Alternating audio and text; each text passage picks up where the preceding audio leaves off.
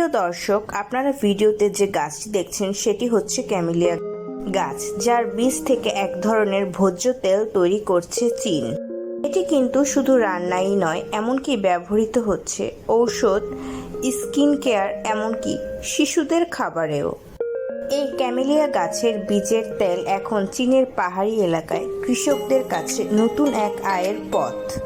আর international মার্কেটে এটি পরিচিতি পাচ্ছে চায়না অলিভ অয়েল নামে। চীনের দক্ষিণ পশ্চিম অঞ্চলের গ্রামগুলোতে এই ক্যামেলিয়া গাছের চাষ হয়, যেগুলো দেখতে চা গাছের মতো হলেও এগুলো একটু উঁচু আকৃতির হয়। আর ফলগুলো হয় ছোট আকৃতির আমলকির মতো। ফলের ভেতর থাকে সোনালী বাদামের মতো বীজ। একটি গাছ বছরে 15 থেকে 20 কেজি ফল দেয়, আর প্রতি কেজিতে থাকে 200 থেকে 300টি বীজ। কৃষকেরা সাধারণত শরৎকালে এই ফল সংগ্রহ করে। ফল পাকার পর তা গাছ থেকে এমনিতেই ঝরে পড়ে, অথবা তা হাত দিয়ে পেড়ে নেওয়া হয়। এই ফলগুলো রোদে শুকানো হয় 2 থেকে 3 দিন, যাতে ভেতরের বীজ সহজে আলাদা করা যায়। ফলগুলো শুকানোর পর হাত দিয়ে অথবা মেশিনে দিয়ে বীজগুলো আলাদা করা হয়। এই বীজগুলো আরও একবার ধুয়ে পরিষ্কার করে শুকানো হয়। তারপর সেগুলো নিয়ে যাওয়া হয় তেল নিষ্কাশনের ইউনিটে, কখনো ম্যানুয়াল প্রেস মেশিনে, আবার বড় বড় ফ্যাক্টরিতে অটোমেটিক কোল্ড প্রেস মেশিনে এই বীজগুলো থেকে তেল নিষ্কাশন করা হয়। কোল্ড প্রেস মানে তেল গরম না করে নর্মাল টেম্পারেচারে বের করা হয়, যাতে ভিটামিন ও অ্যান্টিঅক্সিডেন্ট নষ্ট না হয়।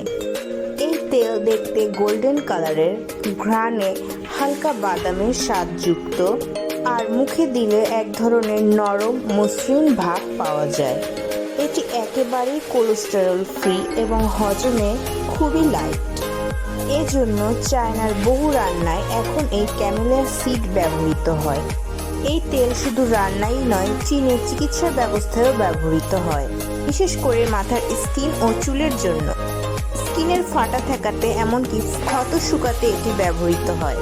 এই তেল অনেকে সরাসরি মুখে ম্যাসাজ করে, কারণ এতে থাকা অ্যান্টি ইনফ্লেমেটরি উপাদান স্কিনকে ঠান্ডা রাখে, রেশ ও ফুসকুড়ি কমায়।